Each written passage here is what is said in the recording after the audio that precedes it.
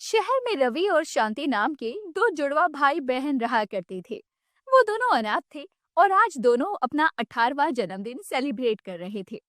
रवि एक शानदार party organise करता है जिसमें उसके दोस्त और फैमिली लॉयर भी आए हुए थे। पार्टी खत्म होते ही वकील साहब रवि के हाथों में एक चिट्ठी थमाते हुए कहते हैं। रवि बेटा, मुझे माफ करना। आज तक तुम मुझसे पूछते रहे कि तुम्हारे माता पिता कहाँ हैं, उनके साथ क्या हुआ, लेकिन मैंने तुम्हें कभी नहीं बताया। लेकिन आज मैं तुम्हें सब कुछ बताने जा रहा हूँ। हाँ अंकल, प्लीज बताइए ना, कहाँ है मेरे माता पिता? आज से 16 साल पहले की बात है, जब तुम दोनों की उम्र सिर्फ 2 साल थी। एक रात तुम्हारे माता पिता एक शादी से लौट रहे थे कि तभी उनका एक्सीडेंट हो गया। मरने से पहले उन्होंने मेरे हाथ में एक चिट्ठी थमा दी थी और कहा था कि यह सच्चाई मैं तुम दोनों को तुम्हारे 18वें जन्मदिन पर बताऊं। शांति ये सुनकर बहुत रोती है। रवि उसे समझाता है और चिट्ठी पढ़ने लगता है जो उसके पिता प्यारेलाल ने लिखी थी। बेटा, मैं तुम्हारा अभागा पिता। हो सकता है कि जब तुम्हें ये चिट्ठी मिले, मैं और तुम्हारी माँ इस दुनिया में ना रहें, लेकिन तुम निराश ना होना। वकील साहब हमेशा तुम दोनों के साथ रहेंगे। शहर से दूर प्रतापगढ़ में हमारी एक पुश्तैनी जमीन है जो मेरे पिताजी की थी, लेकिन अब मैं उसे और गांव में मौजूद सभी जमीनों को तुम दोनों के नाम कर रहा हूँ। मैं तो कभी गया नहीं, लेकिन जैसे ही तुम दोनों 18 साल के होगे, तुम्हें वापस अपने गांव लौटना होगा ताकि हमारी पुश्तैनी हवेली को भूमाफिया ना निकल जाए। तो क्या अब हमें प्रतापगढ़ गांव जाना होगा? हाँ बेटा, आज शाम की ट्रेन है, तुम दोनों तैयार रहना, मैं ठीक 5 बजे आऊंगा। शाम होते ही रवि और शांति वकील के साथ ट्रेन से प्रतापगढ़ के लिए निकल जाते हैं और रात के लगभग 3 बजे प्रतापगढ़ पहुंचते हैं। गांव में चारों तरफ सन्नाटा पसरा हुआ था। वो तीनों जैसे तैसे हवेली तक पहुंचते हैं जो बिल्कुल सुनसान, डरावनी, खतरनाक और वीरान नजर आ रही थी। यहाँ दूर दूर तक उल्लू, सियार और चमगादड़ों की भयानक आवाज के सिवाय कुछ नहीं था। भैया, ये हवेली तो कितनी डरावनी है। हम यहाँ कैसे रहेंगे? क्या हम वापस नहीं चल सकते? अरे बहन, तू डर मत, मैं हूं ना तेरे साथ। और अंकल भी तो है। हाँ हाँ, तुम दोनों बिल्कुल मत डरो, चलो अंदर चलते हैं। वकील साहब दरवाजा खोलने की कोशिश करते हैं, लेकिन पिछले 200 सालों से बंद होने की वजह से वो बुरी तरह से जाम हो चुका था। पर जैसे ही शांति दरवाजे को हाथ लगाती है, वो बड़ी आसानी से एक डरावनी आवाज के साथ खुल जाता है। अरे वाह बहन, तुम्हारे हाथों में तो जादू है। खैर छोड़ो, चलो अंदर चलो। ये हवेली तो अंदर से कितनी साफ है, लगता ही नहीं ये पिछले 200 सालों से बंद पड़ी है। लगता है गांव वाले इसे समय समय पर साफ करते रहते हैं। नहीं बाबूजी, इस हवेली की सफाई तो मैं करती हूँ। लेकिन आप है कौन? मुझे गांव के मुखिया ने हवेली की साफ सफाई के लिए लगाया है। ओ अच्छा है। वैसे भी मुझे कल सुबह शहर के लिए निकलना है, तो अब इन बच्चों का ध्यान आप रख लेना। अंकल, आप चले जाएंगे?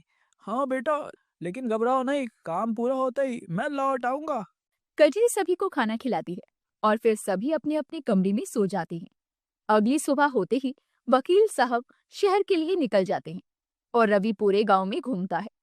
लेकिन गांव में इक्का दुक्का ही घर लोग से गुलजार थे, जबकि बाकी सभी घर लगभग खाली हो चुके थे। अरे कमाल है, ये गांव तो एकदम वीरान सा है। थोड़े से ही लोग हैं यहाँ पर, ऐसा क्यों? रवि ज्यादा न सोचते हुए घर लौट जाता है और खाना खाकर रवि शांति दोनों अपने अपने कमरों में सोने के लिए चली जाते हैं। देर रात शांति को हवेली के तहखाने से घुंघरुओं की आवाज आती है। अरे ये क्या, इस वक्त कौन नाच रहा है? कजरी दीदी कहाँ गई? कहीं कजरी दीदी तो नहीं है? चलकर देखती हूँ। ये आवाज तो तहखाने से आ रही है। शांति जब तहखाने का दरवाजा खोलती है तो वो बहुत गंदा था। चारों तरफ मकड़ी के जाल और धूल जमी हुई थी। गजब की बात है, पूरा घर साफ है लेकिन ये कमरा नहीं। शांति जैसे ही तहखाने में आगे बढ़ती है, उसे कजरी मुंह फेरे एक तस्वीर को घूरती हुई नजर आती है। कजरी दीदी, आप आप यहाँ, आप ही डांस कर रही थी क्या? अरे कुछ तो बोलो। शांति जैसे ही कजरी के पास पहुंचती है, इतने में कजरी पीछे मुड़ती है और अब उसका चेहरा बेहद डरावना था। लाल आंखें, होठों से बहता खून और कट के निशान देखकर शांति जोर से चिल्लाती है। अगली सुबह जब रवि उठता है तो वो पूरे घर में शांति को ढूंढता है, लेकिन वो कहीं नहीं थी। अरे ये सुबह सुबह शांति गई तो गई कहाँ? शायद गांव घूमने गई होगी। चलो चलकर देखता हूँ। रवि पूरे गांव में शांति को जोर जोर से आवाज लगाकर ढूंढता है, लेकिन वो कहीं थी ही नहीं। इतने में एक बूढ़ा किसान लाठी लिए उसके पास आता है। क्या हुआ बेटा? कौन हो? किसे ढूंढ रहे हो? बाबा, मैं अपनी बहन को ढूंढ रहा हूँ। ना जाने सवेरे सवेरे वो कहाँ चली गई है। बहन? लेकिन तुम हो कौन? पहले तो तुम्हें कभी नहीं देखा। हम कल ही वो पुरानी हवेली में रहने आए हैं। क्या? उस हवेली में? हवेली का नाम सुनते ही बूढ़ा किसान रवि को घूरने लगता है, मानो उसके बारे में कुछ गहरा जानता हो। बाबा, कुछ तो बोलो, क्या है उस हवेली में? मैं ज्यादा कुछ तो नहीं जानता, लेकिन हाँ, तुम्हें अपनी बहन हवेली के तहखाने में मिलेगी। लेकिन वो आपको कैसे पता? कहा ना, मैं ज्यादा कुछ नहीं जानता। बस इतना समझ लो कि वह तहखाना मौत का घर है। हवेली में जाने वाले हर शख्स को निगल जाता है। रवि दौड़ा दौड़ा तहखाने में पहुंचता है, लेकिन यहाँ दूर दूर तक कोई नहीं था। क्या हुआ नरेंद्र प्रताप सिंह, चौंक गए क्या? नरेंद्र प्रताप सिंह? आप क्या कह रही हैं? मैं रवि हूँ, रवि। वो तो आज की दुनिया के लिए, लेकिन मेरे लिए तो तू वही पापी दुष्ट नरेंद्र है जिसने मुझसे मेरी खुशियां छीन ली। इतने में यहाँ वही बूढ़ा किसान आता है। आप यहाँ? हाँ, मैं तुम्हारा बीता हुआ कल याद दिलाने आया हूँ, क्योंकि कजरी मेरी ही बेटी थी। मैं पिछले 200 साल से शैतान की पूजा कर रहा हूँ। हर अमावस्या की रात को शैतान एक गांव वाले की बलि देकर अब तक जिंदा हूँ, सिर्फ तुम्हारे इंतजार में।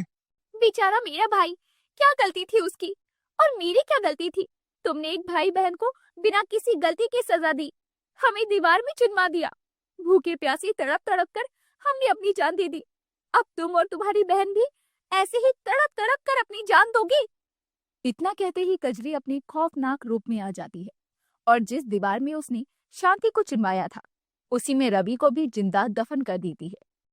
तो दोस्तों, कैसी लगी आपको ये कहानी? कमेंट करके जरूर बताएं।